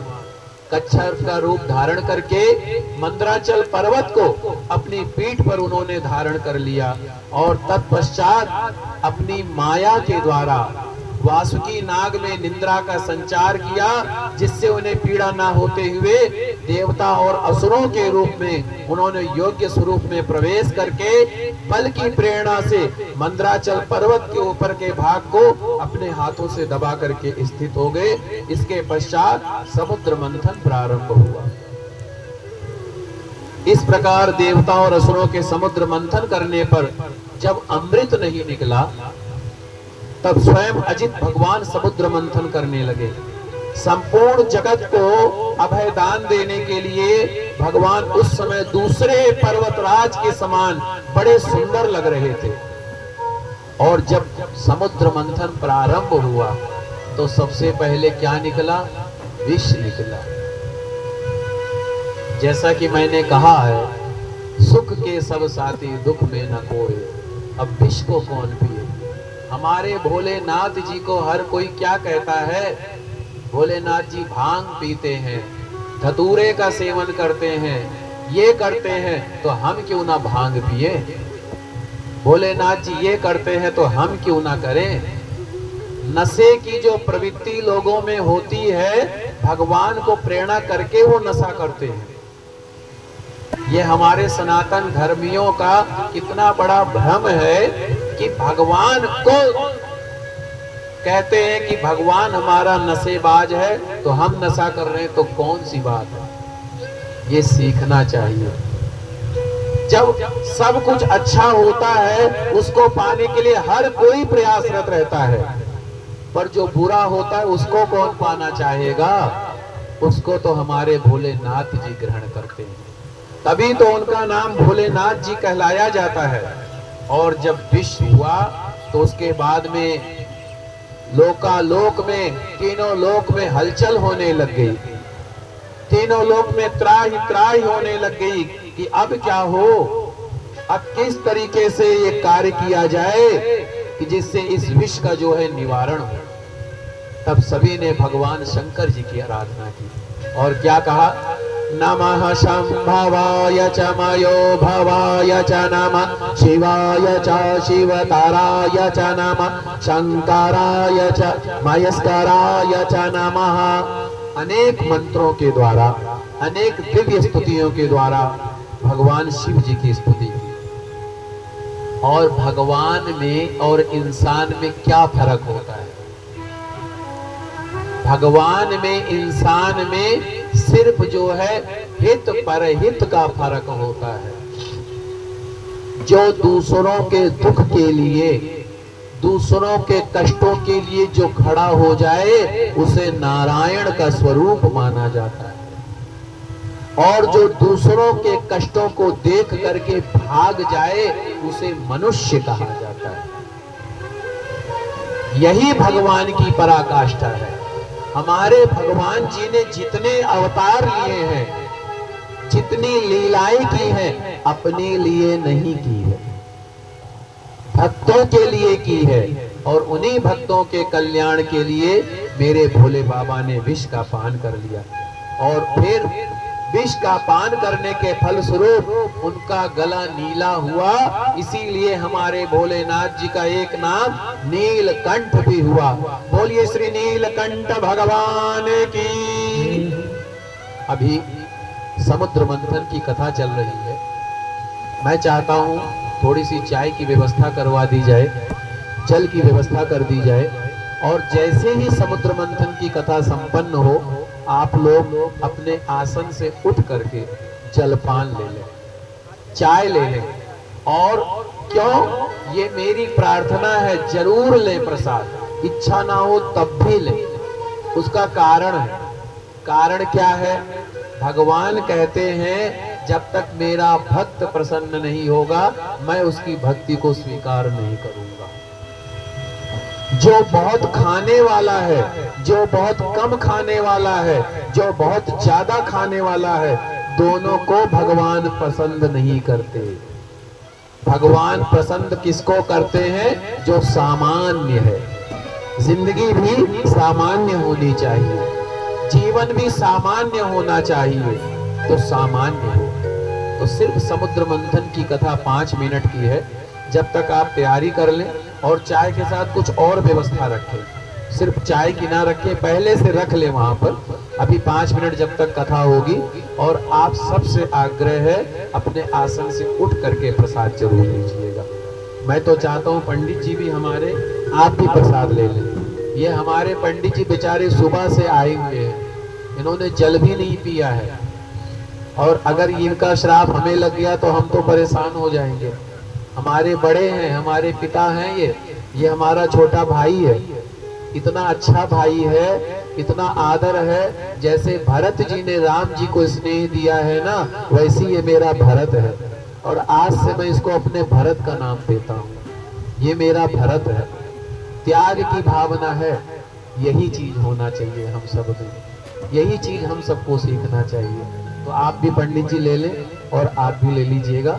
हम तो कथा कहते रहेंगे रात भर दिन भर, हमको कोई फर्क नहीं पड़ेगा। क्योंकि लेकिन क्या है, आप लोग अपनी व्यवस्था बना के चले। तो जब समुद्र मंथन हुआ, विष निकला, भगवान शिव जी ने विष को ग्रहण किया। उसके बाद में अमृत निकला। और फिर उसके बाद में जब अमृत निकला तो देवता और दानों में घोर संग्राम होने लगा। और फिर जो है उसके बाद में इस प्रकार देवता और असुर के बीच समुद्र मंथन करने पर जब जो है पहले तो हलाहल विष निकला था तो उसको भगवान शिव जी ने ग्रहण कर लिया था। उसके बाद में अमृत निकला तो अमृत के लिए जो है देवता और दानियों में जो है कुछ जो है झड़प हुई। उसी झड़प को शांत करने के लिए और फिर उसके बाद में भगवान जी की प्रार्थना की गई। और जब भगवान की प्रार्थना की गई तो भगवान जी ने मोहिनी का रूप धारण किया। और समुद्र मंथन से जो जो वस्तु प्रकट हुई तो जो है सबसे पहले जो है कामधेनु प्रकट हुई, जिसको ऋषियों ने ग्रहण किया। उच्चे श्रवा नाम का घोड़ा निकला जिसे राजा बलि ने ग्रहण किया। ऐरावत हाथी निकला जिसको इंद्र ने ग्रहण किया। कौस्तुभ नामक पद्मराग मणि निकली जिसे हृदय में धारण करने के लिए अजित भगवान ले लेना चाहा। कल्प वृक्ष निकला जो स्वर्ग की शोभा हुई, और इसके बाद स्वयं माता महालक्ष्मी जी प्रकट हुई। लक्ष्मी जी का प्राकट्य स्थान कहाँ है? समुद्र में है। आप लोग जब सुबह सुबह उठते हैं तो क्या करते हैं? सबसे पहले ऐसे करना चाहिए। क्या? ऐसे करना चाहिए। फिर अपने हाथों का दर्शन करना चाहिए। क्या करना चाहिए? कराग्रे वसते देवी, कर मध्ये सरस्वती, कर मूले तो गोविंदम, प्रभाते कर दर्शनम। कराग्रे वसते लक्ष्मी, यहाँ पे लक्ष्मी जी हैं। कराग्रे वसते लक्ष्मी, कर मध्य सरस्वती, यहाँ पे सरस्वती जी हैं। कर मूले तो गोविंदम, यहाँ पे गोविंद भगवान है। तो आपके हाथ में ही भगवान है, इसीलिए कहते हैं अपना हाथ जगन्नाथ, यानी कि आपके स्वयं भगवान आपके हस्तरेखा में विराजमान है। और पहले प्रारब्ध रचा, पीछे रचा शरीर। जब हम गर्भ में नहीं आए थे ना, उससे पहले हमारा सब कुछ लिख दिया इस विधाता ने। ये जन्म पत्री है। भाग्य रेखा, हृदय रेखा, आयु रेखा, विवाह रेखा, संतान रेखा, सारी रेखाओं का समावेश कर दिया है। इसीलिए सर्वप्रथम जब सुबह सुबह उठो तो क्या करो? ऐसे करो। ऐसे करके यूं देखो और अपने हाथों को देखो और इस मंत्र को बोलो। और अगर ये मंत्र नहीं आता है तो भाव रखो कि मेरे हाथ में लक्ष्मी जी हैं, माता सरस्वती जी हैं, भगवान गोविंद जी हैं, ऐसा भाव रखो। फिर उसके बाद में क्या करो? जब पलंग से पैर रखो, कोशिश ये करो जो स्वर चल रहा है उसी के हिसाब से पैर रखो। अगर दाहिना स्वर चल रहा है ये स्वर होता है, अगर इधर से स्वर चल रहा है तो दाहिना पैर रखो, बाएं तरफ से स्वर चल रहा है बायां पैर रखो।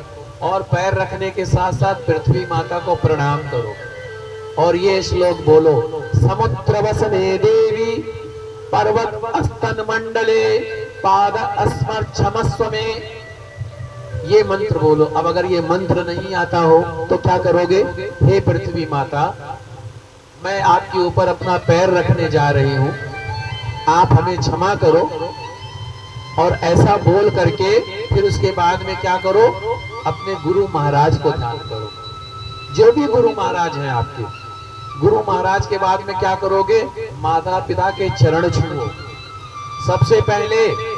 और माँ जी, मैं तो कहता हूँ बच्चों को तो खूब आशीर्वाद देते हैं, आज अपने मेरे गोविंद को भी, मुझको भी आशीर्वाद दीजिए आप सब लोग। और अपने बच्चों को यूं हाथ करके फेरो, ऐसे नहीं यूं दूर से दे दिया आशीर्वाद। और आप लोगों को बताऊं पैर छूने का तरीका, आजकल लोग पैर छूने का तरीका ही सब उल्टा कर दिया है। पहले लोग पैर छूते थे, अब धीरे धीरे जो है ऊपर आ गए, घुटने छूने लग गए हैं। और कई लोग तो पैर छू के पता ही नहीं चलता गए कहाँ, पता चले यहाँ पैर छुए, जब तक आशीर्वाद दिया अरे भैया कहाँ, वो वहां पहुंच गए। ऐसे आशीर्वाद नहीं होता है। आशीर्वाद होता है जब आपके गुरुजन, साधु संत, महात्मा, ब्राह्मण, माता पिता, बड़े जब आए, आराम से बैठे, उनके चरणों में मस्तक रख दो, मस्तक रख दो। और जब तक उनका हाथ यूं ना आए तब तक उठो ही मत। ये राज की बात बताता हूं। और ऐसा करोगे ना सब कुछ पा जाओगे, सब कुछ मिलेगा। आशीर्वाद बहुत बड़ी दिव्य शक्ति होती है, बहुत बड़ी शक्ति होती है आशीर्वाद। तो क्या करोगे? गुरु का प्रणाम करो, माता पिता को प्रणाम करो। माता पिता को प्रणाम करने के बाद अब अगर माता पिता ना हो तो उनके जो है, उनकी जो तस्वीर उनको प्रणाम करो और उनकी तस्वीर जरूर लगाओ। कई लोग क्या होता, बुजुर्ग जो है नहीं रहते, उनकी फोटो कहीं इधर उधर फेंक देते हैं। जब श्राद्ध का दिन आता है तब ढूंढते हैं। और मुझे तो बड़ा आश्चर्य होता है, कई जन के यहाँ फोटो भी नहीं मिलती है। जब तिथि आती है, वो श्राद्ध की तिथि आती है, उनका जब दिन आता है, उनको भी जो है टरकाने का भाव रखते हैं। एक छोटे से गिलास में जल ले लेंगे, चावल ले लेंगे, अच्छा छुड़वा दो। अरे ये क्या है भाई, उनका दिन है आज, आज उनको भगवान किसी न किसी रूप में भेजेगा, हवा के रूप में, ब्राह्मण के रूप में, संत महात्मा के रूप में वो आएंगे और जो आप उनके लिए श्राद्ध आदि करते हो उसको ग्रहण भी करेंगे। लेकिन अगर उनको श्राद्ध ही नहीं करोगे, श्रद्धा ही नहीं दोगे, वो श्राप देके चले जाएंगे। तो इसीलिए कोशिश ऐसा करो कि जब अपने बड़ों का दिन हो अच्छे से करो। कैसे करोगे? जब बड़ों का दिन आए ना, पंडित जी को प्रणाम करके आदर पूर्वक बुलाओ। जिन भी पंडित जी को बुलाते हो, बुला करके श्रीमद् भागवत गीता का पूरा 18 अध्याय का पाठ करवाओ। पहले अध्याय से लेकर के 18 अध्याय तक, और उस पाठ को संकल्प करके अपने पितरों को निमित्त कर दो। फिर तर्पण कराओ, जल से, दूध से, गंगा जल से, जौ से, काला तिल से तर्पण कराओ। तब भोजन निकालो, पंचग्रास। पंचग्रास गाय, कुत्ता, कौवा, चींटी और उसके बाद में भगवान का पंचग्रास निकालो, गौ ग्रास निकालो और फिर उसके बाद में भोजन कराओ। तब आपको पूरा लाभ मिलेगा। और ऐसे टरकाओगे तो कुछ नहीं होने वाला। तो क्या? गुरुजन को आप प्रणाम करो, माता पिता को प्रणाम करो। माता पिता को प्रणाम करने के बाद में आपकी जो इष्ट देवता है, जब आपने होश संभाला तो जिन भगवान के प्रति आपकी निष्ठा हो उनका स्मरण करो, उनका ध्यान करो। हनुमान जी हैं, हनुमान जी को प्रणाम करो। भोलेनाथ जी हैं, श्री राम जी हैं, उनका ध्यान करो। माता शेरा वाली, उनको प्रणाम करो। उनको प्रणाम करने के बाद में अपने घर का काम प्रारंभ करो। आलस मत करो। कई लोग क्या करते हैं, सुबह उठने के बाद फिर सो जाते हैं। और सुबह ही लक्ष्मी का स्वरूप माना गया है। ब्रह्म मुहूर्त ही लक्ष्मी आती है। ब्रह्म मुहूर्त में ही सारे काम सिद्ध होते हैं। ब्रह्म मुहूर्त में ही विद्या की प्राप्ति होती है। सब कुछ, धन दौलत सब कुछ जो है सुबह सुबह ही प्राप्त हो सकता है। भगवान का भजन चला दो घर में। भजन चला करके अपना काम करो। आप माताएं बहनें झाड़ू बुहारी करें, खाना पीना करें। आप लोग जो है अपना और नैमित्तिक कर्म करें। ये कर्म करोगे तब जो है आनंद की प्राप्ति होगी। तो जो है इस तरीके से जो है भगवान ने जो है देवताओं की रक्षा करने के लिए मोहिनी का रूप धारण किया। और जो है जब कई प्रकार के जो है कौस्तुभ नामक पद्मराग निकला और कल्प वृक्ष निकला, इसके बाद समुद्र मंथन फिर प्रारंभ हुआ, फिर अमृत निकला। तो अमृत के लिए देवता और दानवों में जब जो है लड़ाई होने लगा, झगड़ा होने लगा, तब उस झगड़े को शांत करने के लिए भगवान ने एक ऐसा रूप धारण किया जिसके लिए सारी दुनिया मोहित हो जाती है। मोहिनी का रूप धारण किया। और मोहिनी का रूप धारण करके कहते हैं भगवान ने कहा सभी से कि राक्षसों से कहा कि आप लोग महर्षि कश्यप के पुत्र हैं, इसीलिए, और इस तरीके से उनको बोला। और मैं हूँ, भगवान ने अपने बारे में बोला स्त्री रूप में मोहिनी बने हुए, मैं हूँ कुल्टा।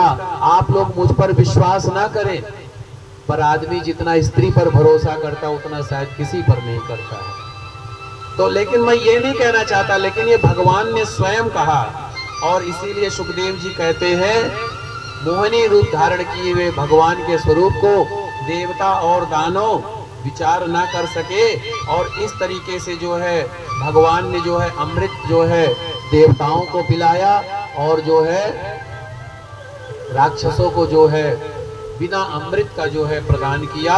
और इस प्रकार जो है जब देवताओं और दैत्यों को जब ये अमृत का जो है भगवान एक रूप में अमृत बांट रहे हैं, एक रूप में अन्य पदार्थ बांट रहे हैं, तो उसी समय सुकेतु नामक राक्षस ने देख लिया कि ये देवताओं को तो अमृत पिलाया जा रहा है।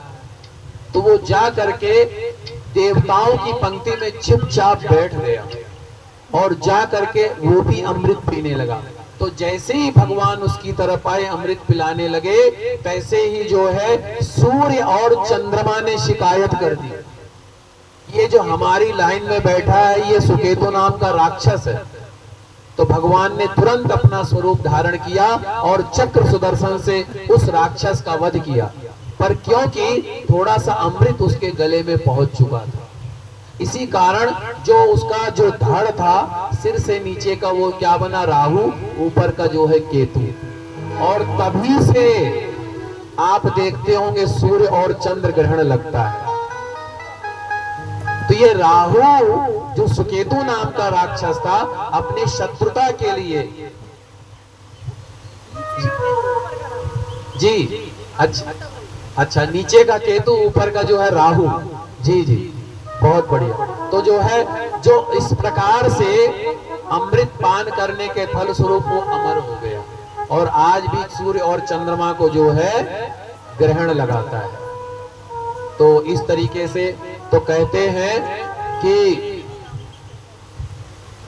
जिस समय भगवान ने ये लीला किया, अमृत पिला रहे थे, उसी समय सुदेव नामक एक दैत्य देवताओं की पंक्ति में बैठा और जैसे मैंने आपको ये कथा सुनाई, तो इस तरीके से भगवान ने देवताओं को अमृत प्रदान किया, जिससे देवासुर संग्राम में देवताओं की विजय हुई और दैत्यों की हार हुई।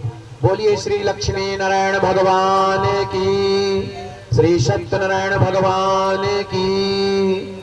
आइए अब हम जो है 5 मिनट का समय रखते हैं, उसके बीच में आप लोग जलपान करें और आप भी पंडित जी जाएं और फिर उसके बाद में आप लोगों को वामन भगवान की कथा सुनाई जाएगी। जब तक जो है भगवान का एक भजन चला दें आप फोन के माध्यम से, और आप लोग जो है और मैं भगवान श्री हरि का जो है गुणगान करता हूँ। आप लोग अपना जो है जाए थोड़ा सा जी। ओम श्रीमन्नारायण नारायण नारायण, श्रीमन्नारायण नारायण नारायण, लक्ष्मी नारायण नारायण नारायण। आप लोग वहां पर जलपान ले लें और थोड़ी देर जब तक भजन यहाँ पर चलता रहेगा, जब तक जो है श्रीमन्नारायण नारायण नारायण, भजमन्नारायण नारायण नारायण, लक्ष्मी नारायण नारायण नारायण, भजमन्नारायण नारायण नारायण, श्रीमन्नारायण नारायण नारायण।